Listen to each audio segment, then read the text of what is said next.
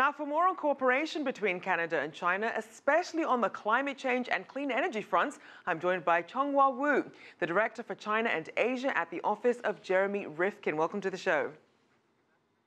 Thank you.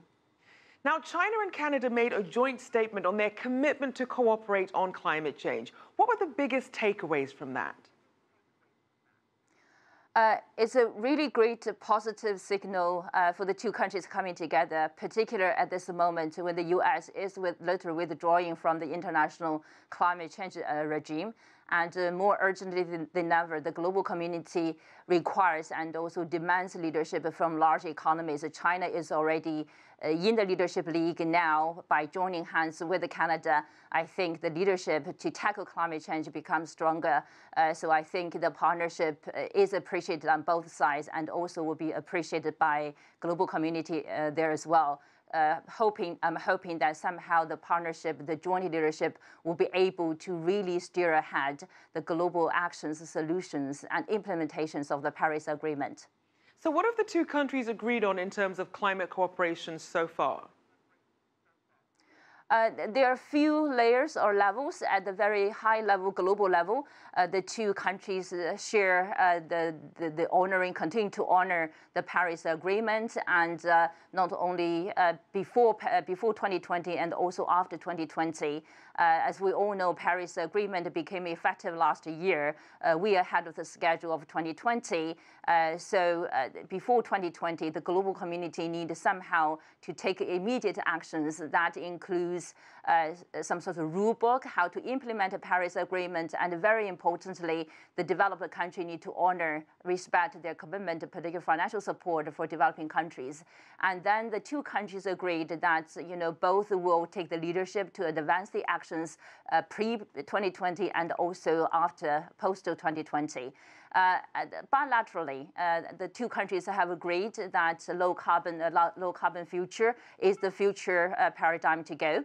And specifically, the two sides set up a high-level political dialogue at ministerial level on both climate change and also on environmental issues. And also very specifically, the two countries find a lot of common grounds like clean technologies, materials, and including energy efficiency, including clean energy sources and forest product buildings, among others. And right. So I believe actually the two countries will be able to find a win-win situation and really enhance the partnership and the joint leadership to advance the actions. So with both countries focusing so much on a greener, cleaner future, what sort of changes and opportunities do you think this cooperation will bring about at the business level?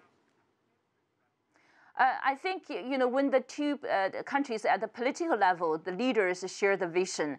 And if you look at the policy incentives put in China and also Canada already, they already jointly creating probably one of the largest markets, clean technology markets for business. So businesses today, more urgently than ever, they need to really capture the opportunity, take actions, invest in R&D, and working closely with the government, with the society, and with the financing community to deploy the solutions to address on one side the mitigation and reduce the emissions, and the other side and also to address adaptation issues there. So this is a huge opportunity because the two large economies, by coming together, is creating a much larger pie of the low carbon economy, right. And in it, business will benefit the most.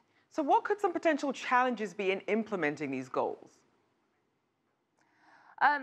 At this moment, I think the dialogue's understanding on both sides will be very important because the two countries have different regulatory cultural backgrounds.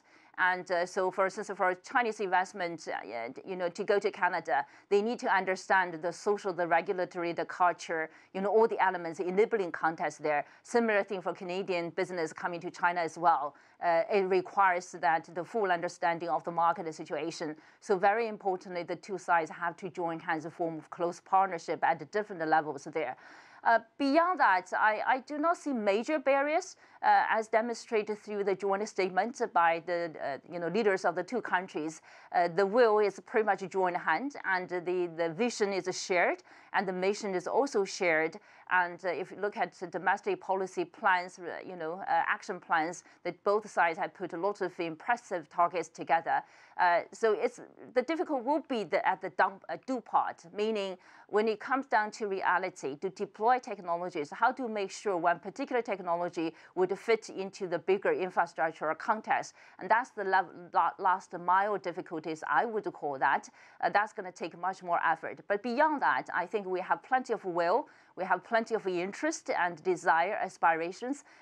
Everything is here already. So it's now we need to jointly to make the case, and that's going to take a lot of efforts. All right, well, thank you so much. Changhua Wu there for your insights.